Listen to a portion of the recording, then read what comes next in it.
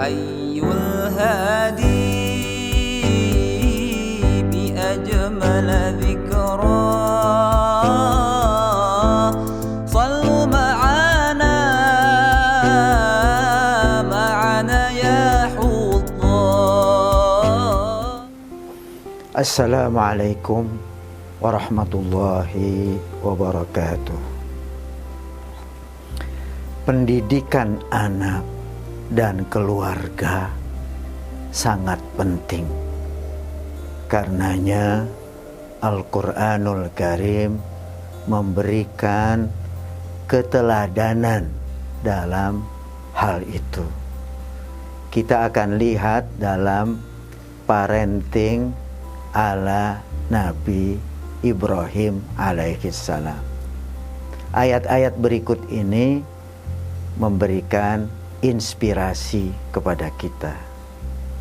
Yang pertama, a'udzubillahi minasyaitonirrajim.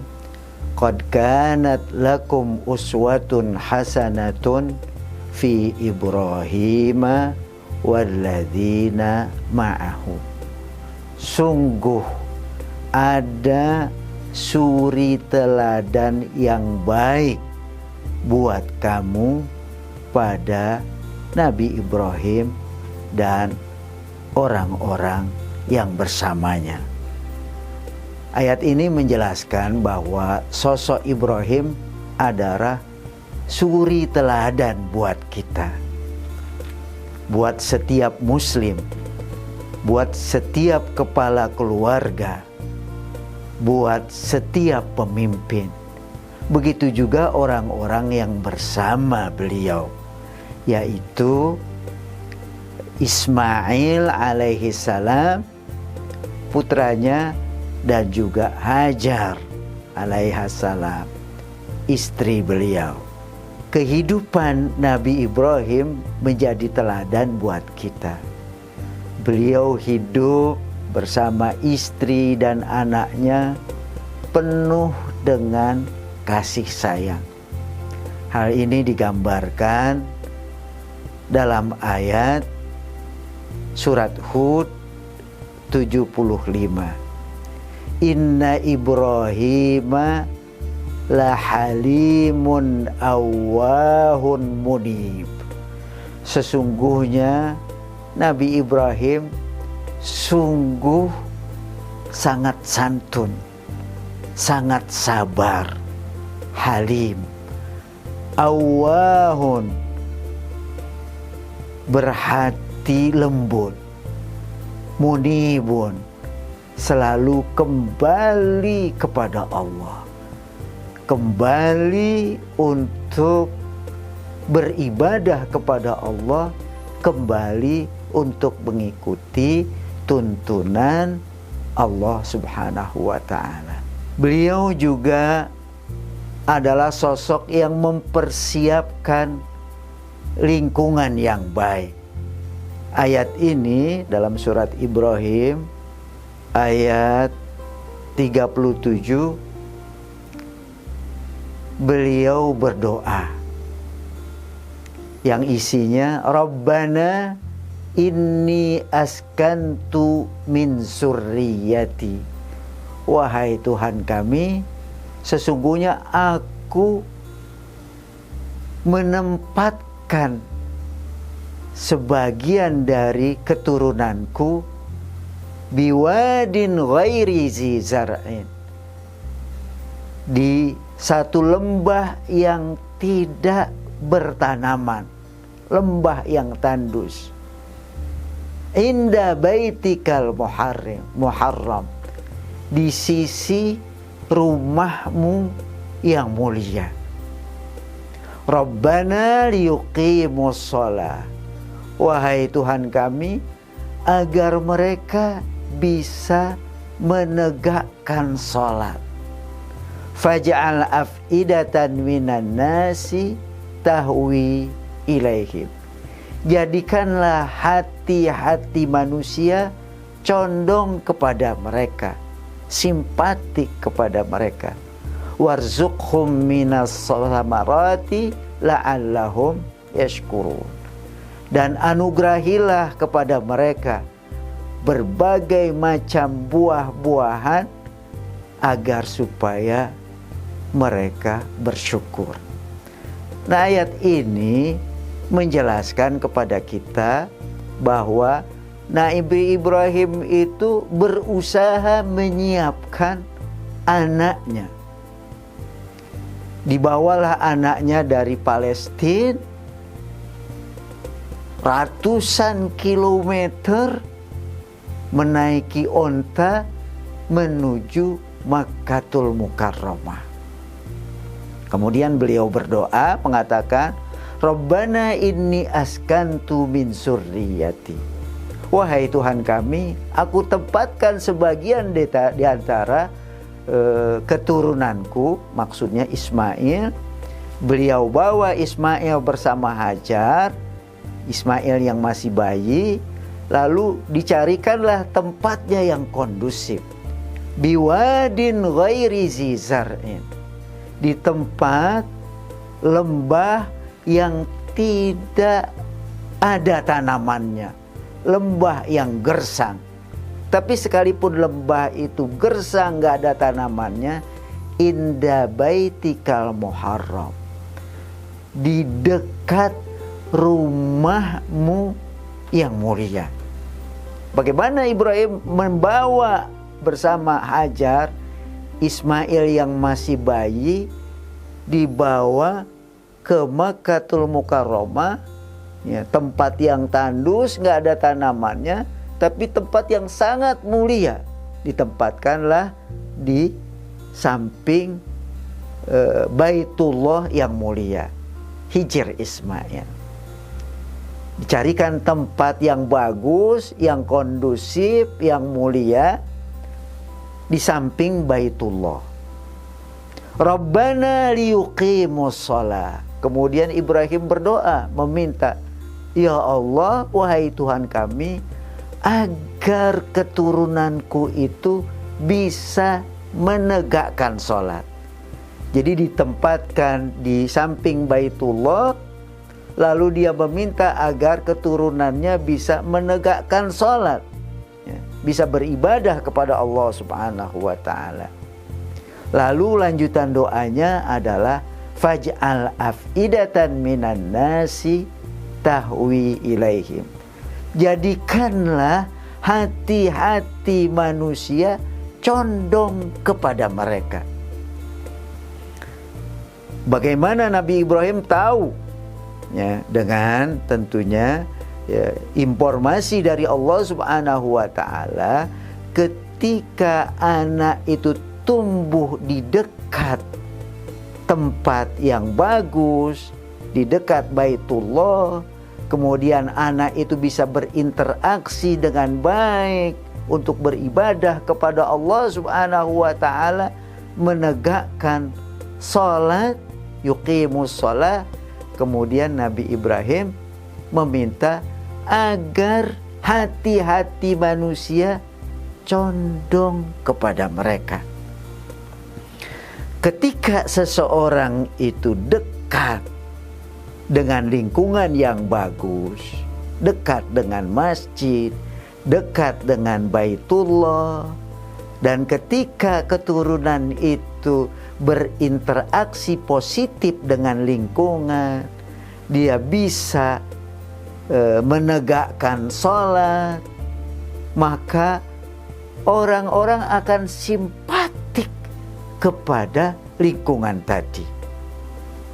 Doa berikutnya adalah faj'al af'idatan minan nasi tahwi ilaihim. Jadikanlah hati-hati manusia condong kepada mereka, keturunan Ibrahim yang rajin menegakkan sholat.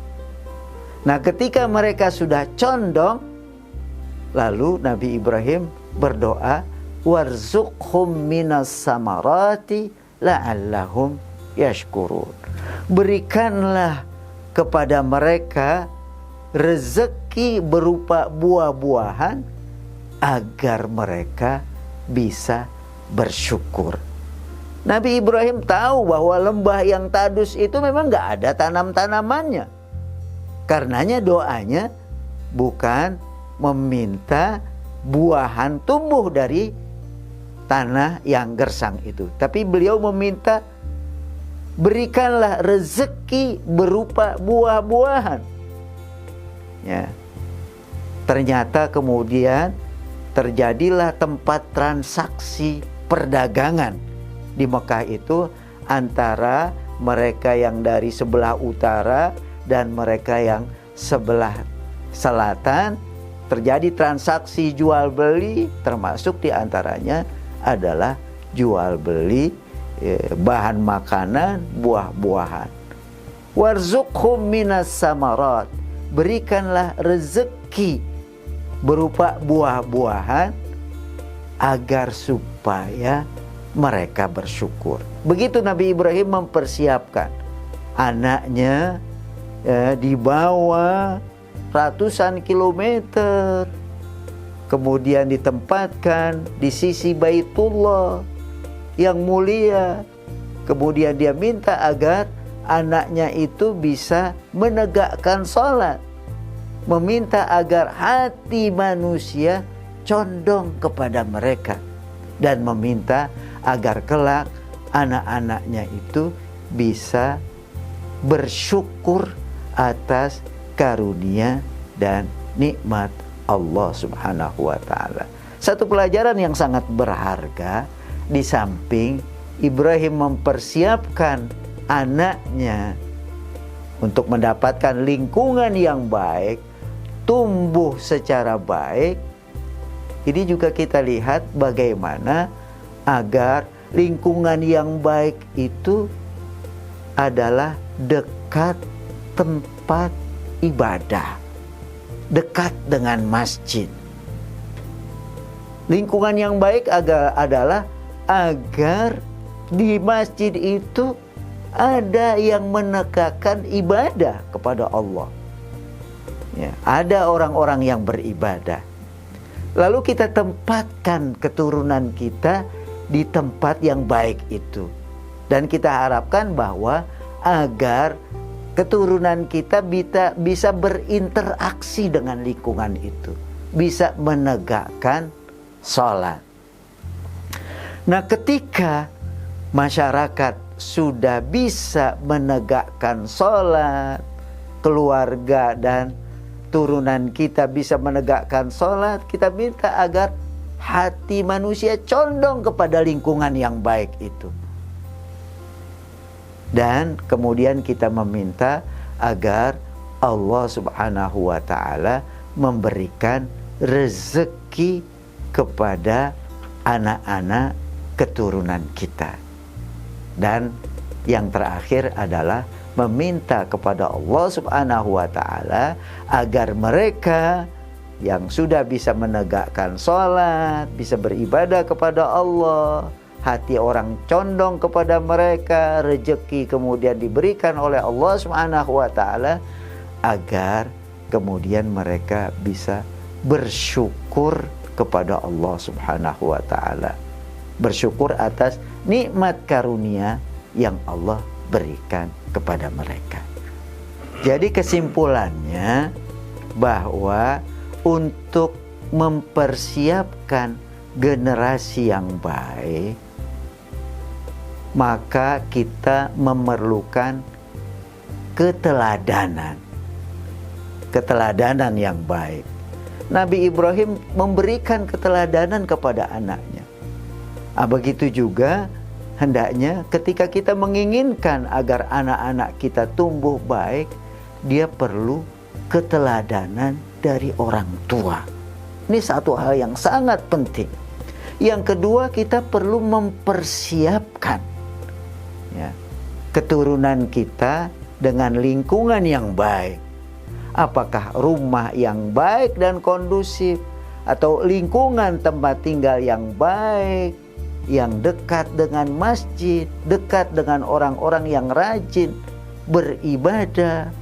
Kemudian kita selalu meminta kepada Allah yang Maha Pemurah, Maha Penyayang, agar Allah tempatkan anak-anak kita di tempat yang baik, agar mereka bisa berinteraksi dengan nilai-nilai positif di tempat yang baik itu, agar Allah memberikan rezeki kepada mereka. Jadi kita perlu mempersiapkan lingkungan yang baik atau mencarikan lingkungan yang baik. Tapi yang paling pokok dari keberhasilan Nabi Ibrahim dalam mendidik anak-anaknya adalah adanya keteladanan pada Nabi Ibrahim. Sehingga sosok keteladanan itu terlihat pada anak, pada istri, karena mereka meneladani ayahnya. Itu ayat pertama tadi menginspirasi kita. Qad kanat lakum uswatun hasanatun fi Ibrahim. Sungguh ada keteladanan yang baik buat kamu, wahai orang-orang yang beriman, dari sosok Nabi Ibrahim alaihissalam. Nah, dari ayat-ayat yang menginspirasi kita tadi, maka bisa kita simpulkan bahwa ketika kita ingin melakukan pendidikan untuk keluarga kita dan anak-anak kita, maka kita perlu mempunyai sosok teladan. Nabi Ibrahim adalah sosok teladan buat semuanya, buat setiap muslim dan juga buat setiap keluarga, wabil khusus buat seorang ayah. Nah, dalam mendidik anak itu perlu keteladanan dari sang ayah. Ketika ayah ingin anaknya sholat, maka ayah itu harus mencontohkan dulu. Persis seperti pesan Nabi, "Shollu kama ra'aitumuni usolli." Sholatlah kamu seperti kamu melihat aku melakukan sholat.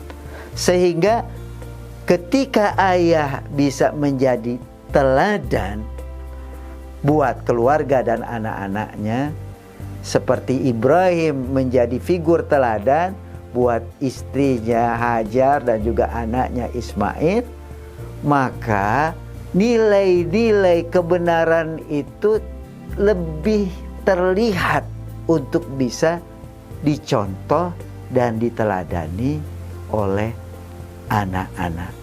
Tapi hal yang sangat penting juga yang perlu kita minta adalah kepada Allah Subhanahu wa ta'ala agar menjadikan keturunan kita sebagai keturunan yang baik. Seperti doa Nabi Ibrahim, Rabbi habli minas shalihin. Ya Rabbi, ya Allah, anugerahilah aku keturunan yang soleh. Begitulah kita meminta. Semoga Allah Subhanahu wa ta'ala menjadikan kita sebagai sosok teladan buat keluarga kita, buat anak-anak dan keturunan kita, dan semoga keluarga kita, anak-anak kita bisa menjadi anak-anak yang baik, anak-anak yang tumbuh kembang secara optimal seluruh potensinya, anak-anak yang soleh dan solihah yang kelak menjadi permata hati buat kita, kesenangan kita yang paling tinggi. Itulah doa kita. Rabbana hablana min azwajina wa zurriyatina qurrata a'yun waj'alna lil muttaqina imama.